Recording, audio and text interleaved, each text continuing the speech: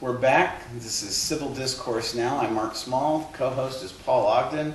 Our guest today is Matt Stone, who's running from the Libertarian Party for City County Council here in Indianapolis. That's where we're coming to you from.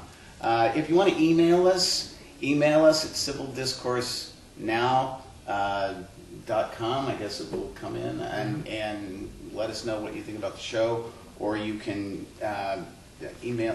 That's the email. Matt, what's your contact information for people who want to contact you about the campaign? They can always find me on Facebook. Just search up Matt Stone. I'm the guy with the sunglasses on top of my head. Or there's like 5 Matt Stones on Facebook. I'm not even kidding. And my phone number is 317-679-4380. And email is youngwriter, spelled just as it sounds, @gmail.com. Now, Matt, you have a blog, too. Yeah, I have a blog, but it's not official council stuff. But yeah, indiestudent.blogspot.com is where I post all my rambling thoughts about anything that comes to my head. Yeah, I would highly recommend his blog, too. It's excellent. You bring up a lot of unique issues that other bloggers aren't talking about. Well, my initial premise for the blog, and I'll just be honest, I started as part of an extensive. I was switching from journalism to history major at the time, and I wasn't writing as much. And it's not like riding a bike; you're not always going to be able to know how to do it.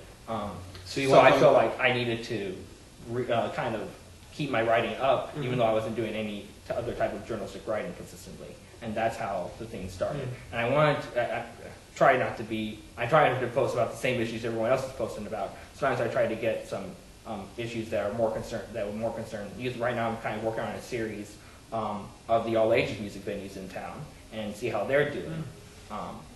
So you switched from a major that was marginally employable if you graduated to a major that's virtually now I'm back into communications. Okay. So I dropped out for a couple of years, but I'm back and I'm taking 2 of Abdul Hakim Shabaz's communications classes at Ivy Tech.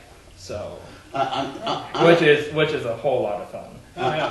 I'm gonna steal one of Paul's questions from prior shows. Do you have 3 basic issues or 3 basic concepts that you're promoting in your campaign? Yeah, the first one that I've been focused on is public safety, and right now, I think the Department of Public Safety is very top heavy. The actual department that overlords, that overshadows in the fire department, IMPD, animal care and control, and stuff like that. There's been a lot of additions to the department. Lots of press people, lots of people training. People who are all specialists in this area and that. I think we need to go really take a hard look at that, see what positions are absolutely necessary and what aren't. Cut them or cut off the grant money that's funding them or whatever, and try to funnel that money back into the departments. Because right now, animal care and control, it's been underfunded for years. So I'm not being specifically the Ballard administration or this current council, but $200,000 is not a lot of money for your general operations fund. For buying food and medicine and stuff like that. That is a bare budget, and that we can do better than that. Let's clarify for the viewers who may not know how the structure is set up in Indianapolis. You have the Director of Public Safety, correct? Yeah, who is an appointed position from the mayor, and the mayor also Frank Stroud, and he oversees the police department. Yeah, he is the DPS chief, and he's kind of like I wouldn't say oversees. I clarify him more as an administrator or a bureaucrat. Not to use that in a derogatory term, but that's basically what it is. Historically, Indianapolis has a DPS. Director of Public Safety, and historically, what they do is they kind of make sure the departments communicate, share information. If the fire department, somehow catches fire, they might need to check an arson record with IMPD, so they need to share that information.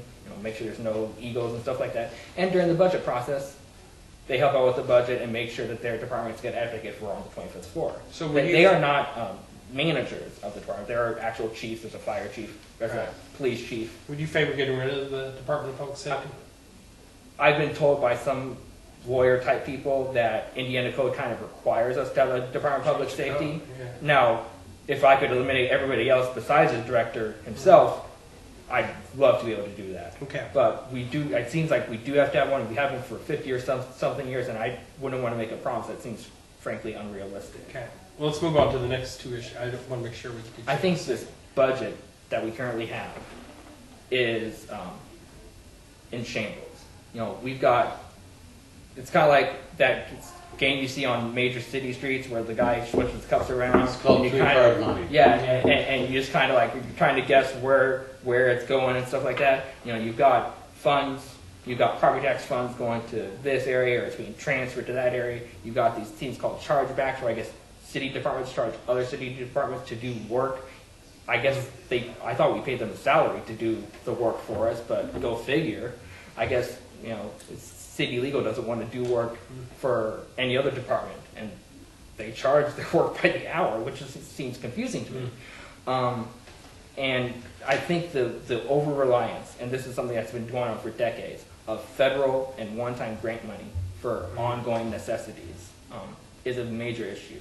I think if we do have to have federal money, I think it should be used for one-time projects. You know, the Keystone Towers destruction and the Winona hospital site being taken down. You know, that's a one-time expense. It's gonna and you know those buildings want to be taken down again. That's a proper use. It's not funding anybody's ongoing job. No one's relying on that to feed their family. But there's I mean there are funds available, federal funds available for ongoing programs nationwide that cities can obtain. And if we're paying tax money out for those programs, because we're federal taxpayers, then we should get some of that money back. I definitely agree with that in a sense. And there are federal funds that are more. There are some federal funds that are more stable, frankly, than other federal funds. You know, the climate in Washington, as it is, you know, it's been quite a while since they've passed an actual annual budget, and every now and then they have to come in and save everything at the last minute.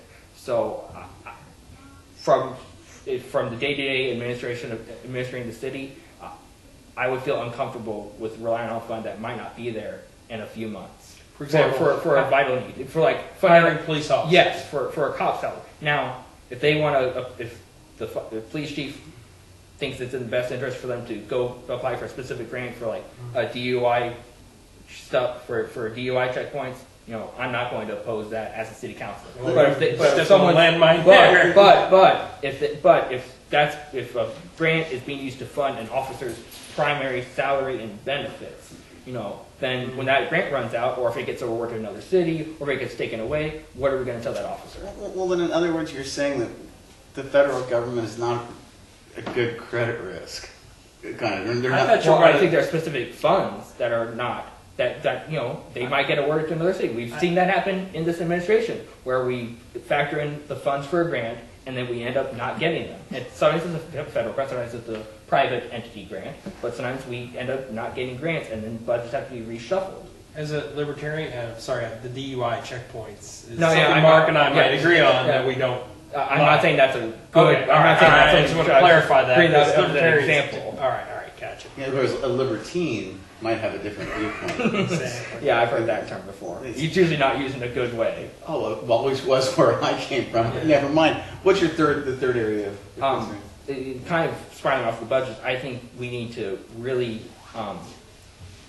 look into this TIF district money. And I'm not a wizard at math. I failed algebra twice in college. So I'm not a math numbers person, but I think we need to get a solid grasp on what these funds are, where and what they actually can be used for, and if we need to, and if we honestly think we need to be using those funds better, maybe the council needs to get a lobbyist of our own and go to the state house and advocate for change, because as I'm sure you're both aware, the state legislature can pass laws specifically for Indianapolis. We're the only first-class city. When some other city was about to meet our population threshold, they raised it just so they wouldn't meet the threshold. Well, I think that's unfair. So I don't think Indiana's ever had a history of passing legislation that favors one community or one entity. For example, but that's the feeling around the state. Well, wait a minute. Well, like there's a statute, for example, that says on sales of alcohol. Alcohol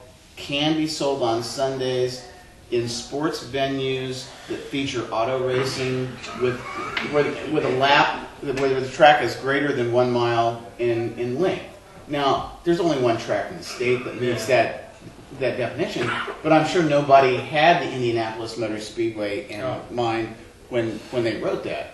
Mark, you realize that many viewers don't always grasp sarcasm, so you might say, Well, you might want to. But like, you're not being serious because we'll get letters. I know. We'll get letters and phone calls. And, Okay. But but back to the TIF, like we got TIF district financing office expensive for IMBD district offices, and I think that's something that if we're going to give our officers pens and papers and toilet paper, we should probably be paying for that with a more reliable fund than TIF districts, let alone the legality of paying for TIF districts TIF districts are essentially slush funds that suck money out of an area and kind of Now, see, in the Chicago mainstream media, that's what they call them. They call them the mayor's slush funds. But here, I spoke with a reporter who's done he's done like 38 stories on TIF over the years out in Chicago, and I explained to him.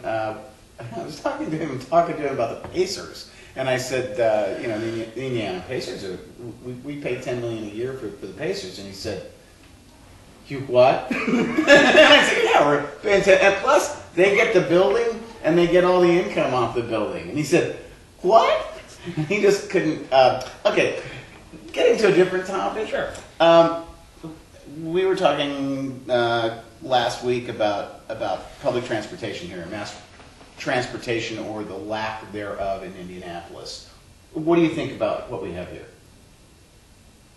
I've owned a car since I was 17, so and I've been fortunate enough to own that car and be able to get around. But there was a time for about 3 or 4 months where I was between cars, and fortunately my father was living in Broadway at the time, so I spent a lot of time at his place, and there was a bus stop right there. So I have ridden the bus before, and when I was in IPUI, I had a free bus pass, and I was able to take it around downtown as well.